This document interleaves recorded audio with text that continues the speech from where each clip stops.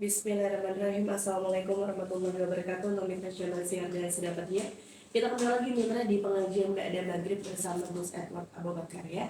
Buat mitra channel siang, bagi mitra yang ingin bertanya seputar kajian Islam, mitra bisa kita bergabung di nomor WhatsApp di 0813 kali 86 1003 ya. Dan di studio sudah ada Gus Edward. Assalamualaikum Gus. Waalaikumsalam warahmatullahi wabarakatuh. Ya, syahdu ya Gus. Iya, ini udah ada perbaikan. Hah? Udah ada perbaikan. Ada perbaikan. Iya. Suaranya halus ya. Halus, udah kayak ini baju digosok. Oh. Cheers. Oke, baik. Untuk hari ini pembahasan kita tentang apa, Gus? Hari ini pembahasan kitab Akhlaqul Banin nih. Iya, baik, silakan, Gus. Assalamualaikum warahmatullahi wabarakatuh. Alhamdulillahirabbil alamin. Allahumma shalli ala sayyidina Muhammad wa ala ali sayyidina Muhammad. Rabbi shrah li sadri wa yassir li amri wa hlul 'uqdatam min lisani yafqahu qawli. Amma ba'du. Wa qala Allah ta'ala fil Qur'anil Karim, a'udzu billahi minasy syaithanir rajim. Bismillahirrahmanirrahim. Yarfa'illahu alladhina amanu minkum walladhina utul 'ilma darajat. Wa qala an-nabiy sallallahu alaihi wasallam, innama bu'istu mu'alliman. Sadaqallahul azim wa sadaqa rasulun nabiyul habibul karim. Wa nahnu ala dhalika minasy syahidin wasyakirin walhamdulillahi rabbil alamin. Yang saya hormati mitra Gangga di mana saja Anda berada, semoga Allah berikan sehat walafiat, panjang umur, berkah, selamat dunia akhirat. Semoga Allah mudahkan perjalanan hidupnya, yang sulit diberikan kemudahan dan kelapangan, dan mudah-mudahan yang mendengarkan dan yang tidak mendengarkan banyak duitnya. Yang saya hormati juga di studio ada Ayang Wani dan Bang Jerry. Semoga beliau dan keluarganya diberikan sehat walafiat, panjang umur, berkah, selamat dunia akhirat, dan juga banyak duitnya. Amin. Amin ya Allah ya Rabbal alamin. Baik mitra Gangga, hari ini pembahasan kitab Akhlaqul Banin yang mana dikarang oleh orang alim Syekh Umar bin Ahmad Baroja. Semoga beliau pengarangnya mendapatkan rahmat dari Allah Subhanahu wa taala, dan kita yang belajar semoga mendapatkan keberkahan dari Allah Subhanahu wa taala. Bismillahirrahmanirrahim. Adabul waladi ma'a ummihi. Adab seorang anak kepada ibunya. Ayyuhal waladul adib, wahai anak yang beradab. Idza arafta ta'aba ummika fi tarbiyatika, apabila kamu telah mengetahui capeknya ibumu di dalam mendidikmu, wa udma mahabbatiha laka, serta kebesaran cintanya kepadamu, fabimadza tajziha, maka dengan apa kamu membalasnya. Tab'an innaka la taqdiru an tajziya ummuka, tentu kamu tidak akan mampu untuk membalas ibumu. Fama 'alaika illa an ta'mala bihadhil adab, dan hendaklah kamu melakukan kecuali dengan adab ini. Antam tatila awamiraha ma'al mahabbati wal ihtiram, melaksanakan segala perintah-perintahnya bersamaan rasa suka dan rasa hormat. Wa ta'mala kulla syai'in yufarrihu qalbaha, dan kamu melakukan setiap sesuatu yang akan membuat hatinya senang. Wa tabtasima ama mahada iman wa tusafihaha kulla yaumin, dan selalu tersenyum di hadapannya dan selalu mencium tangannya setiap hari. Wa tad'awalaha batulil umri fis sihati wa afiyati, serta mendoakannya panjang umur serta diberikan kesehatan lahir dan batin. wa an tahdara min kulli syai'in yu'di qalbaha, dan hendaklah kamu berhati-hati dari sesuatu yang menyakiti hatinya. Fala ta'bisa biwajhika, maka jangan kamu bermuka masam. Idza amaratka bi syai'in aw ghadibat, apabila ia menyuruhmu atau ketika ia marah kepadamu. Wala taqdiba 'alaiha aw tashtimaha aw tatakallama amamaha bikalamin qabihin, dan jangan kamu berbohong kepadanya atau mencacinya atau bertutur kata di hadapannya dengan kata-kata yang buruk. Au tanzura ilaiha bi'ainin haddatin wala tarfa'a sautaka fawqa sautiha, atau kamu melihat kepadanya dengan melotot, dan jangan kamu mengangkat suara kamu di atas suaranya. Wa idza talabat min ummika syai'an fala tatlubhu amama dhaifi wa idza mana'atka faskut wala taghdab aw tabki aw tuhamhim 'alaiha, dan apabila kamu meminta sesuatu kepada ibumu, maka jangan kamu memintanya kepadanya di hadapan tamu.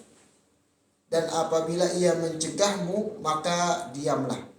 Dan jangan marah atau menangis atau merengek-rengek kepadanya.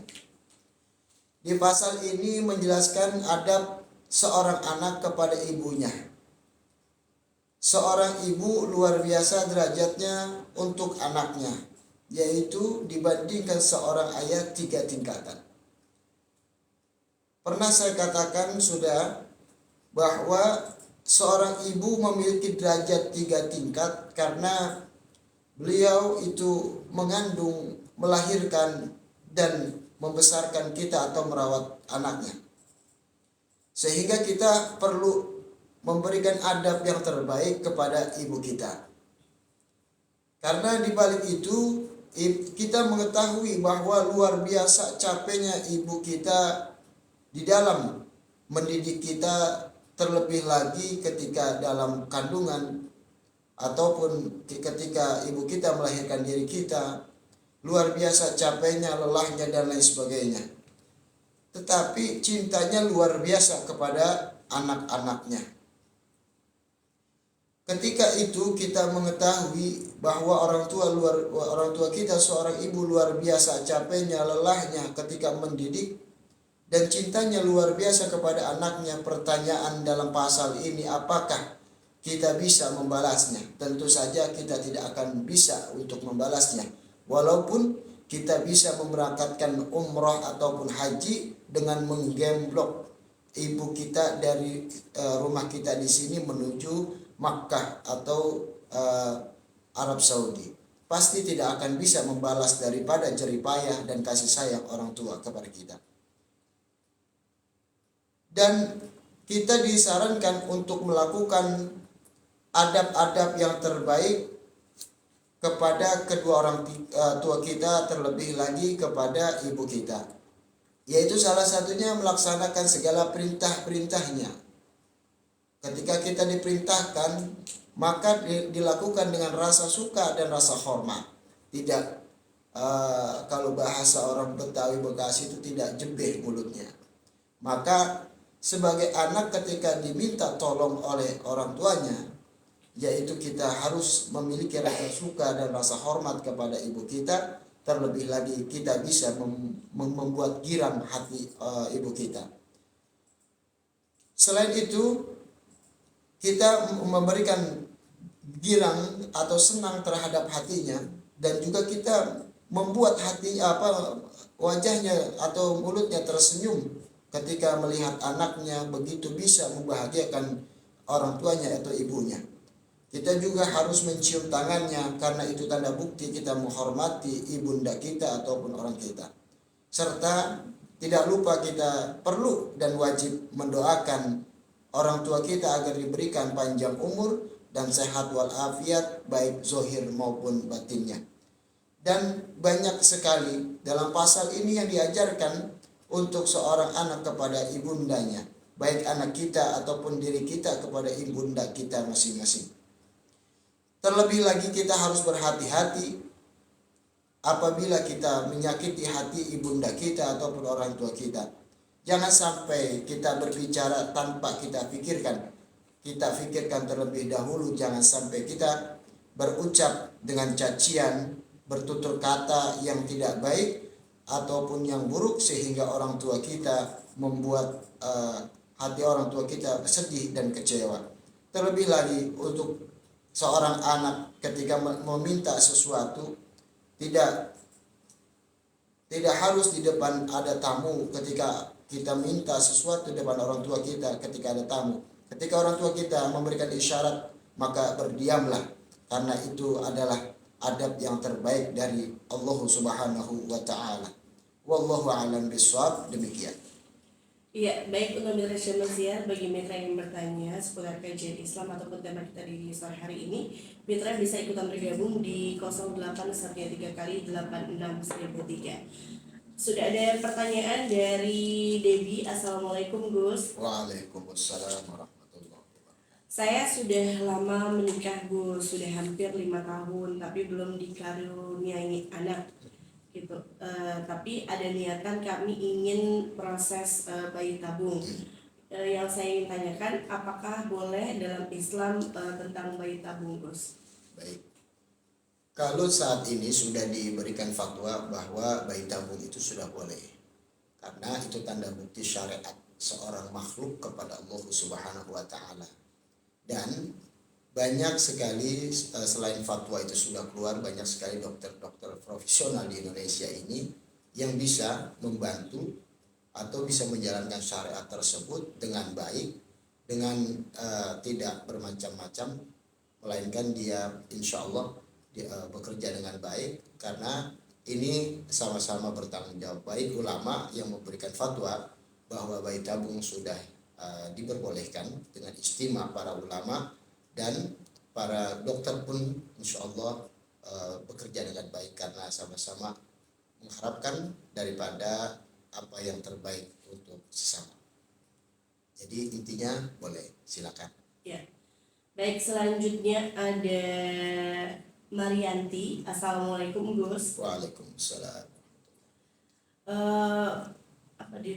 Doa apa untuk kita yang baru saja ditinggal suami meninggal dunia? Berat sekali rasanya. Oke.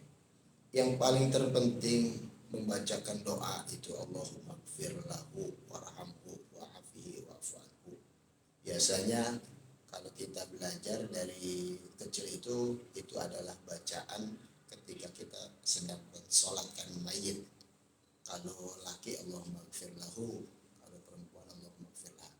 Yang pertama itu paling terpenting adalah doa. Jadi orang yang sudah mati itu sangat butuh daripada doa, tidak butuh yang lain. Yang kedua, kalau merasa kehilangan, pasti semua tidak akan mudah untuk kehilangan. Dan kita harus meyakini bahwa Allah lebih menyayangi suami kita.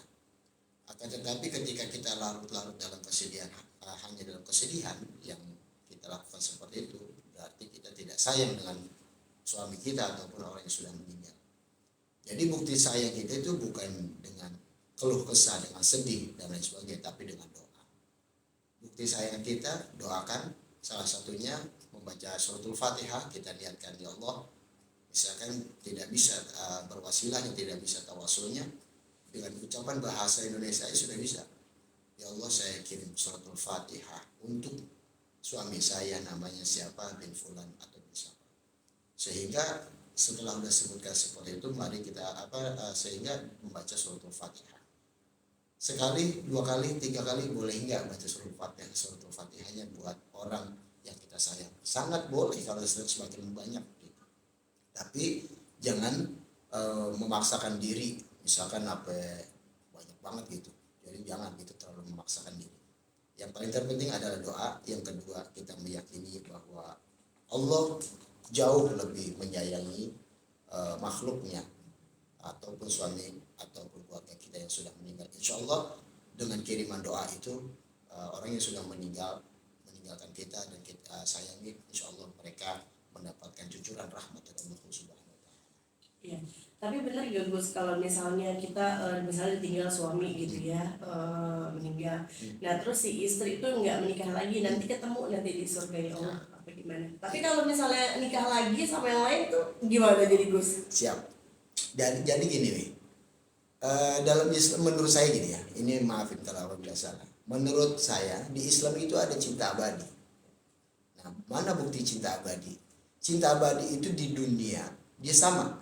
Misalkan suaminya meninggal duluan nih, sehingga istrinya tidak menikah lagi sampai wafat. Nah, semoga suaminya adalah orang yang soleh, istri pun solehah, sehingga matinya dalam keadaan husnul khotimah, dua-duanya husnul khotimah.